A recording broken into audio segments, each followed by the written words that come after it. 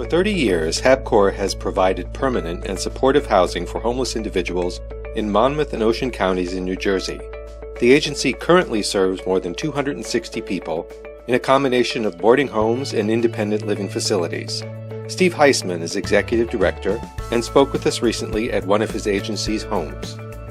We provide supportive housing in two different fashions. One is our Class C boarding homes. We have a home here in Red Bank that houses 21 people and one in Asbury Park that houses 30, and they're provided with a lot of support. We have 24-hour around-the-clock awake staff.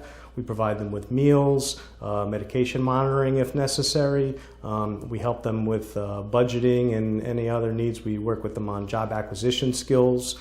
We will help them out with applications, resumes, do interview role playing.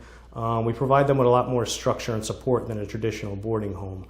Ideally, they could move into one of our graduate apartments, which would be a property that we own where they're provided with an affordable rent, and then we have social workers that go out and provide them with case management and other supportive services, devise a service plan, and work with them on gaining more independence. Before I came to HABCOR almost 19 years ago, I worked at Catholic Charities for a couple of years, and while I was there for a much shorter time, I really learned a lot there. I had two different supervisors. One was very soft-spoken and clinically oriented, and the other one was more gruff and behaviorally oriented, and they both had very differing views on how things should be handled, and I learned a lot from both aspects, and I feel it's helped me a lot over the years.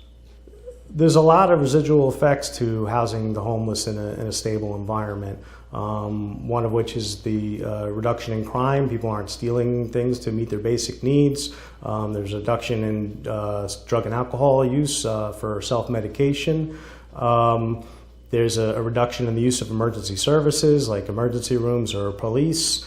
And to keep somebody out of the state hospital system where it costs over $200,000 a year and house them at a place like HABCOR for less than $15,000 a year, it really helps the taxpayer's dollar.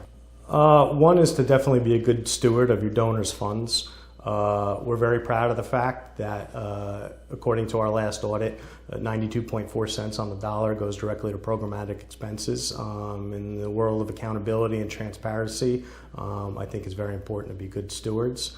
I would also say take care of your team. You don't do this alone, and if you do, you're going to burn out before you make a lot of impact on the people that you're trying to help.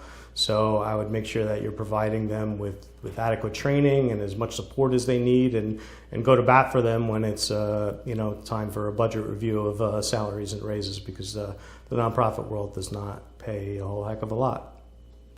I think it's important to maintain a balance but not get too far removed from the programmatic needs. I feel like too many decisions are being made by people who forget what it's like to directly work with the people that you're trying to help, and decisions might be better served when you're taking in the input of people who can see them on a daily basis.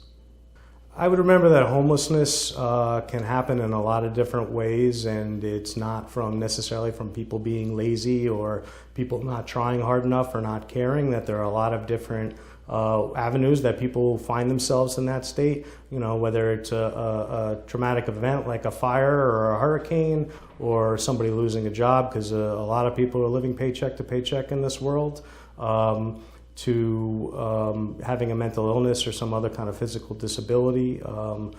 People just need support to hopefully get back on their feet, and it's important that we remember that.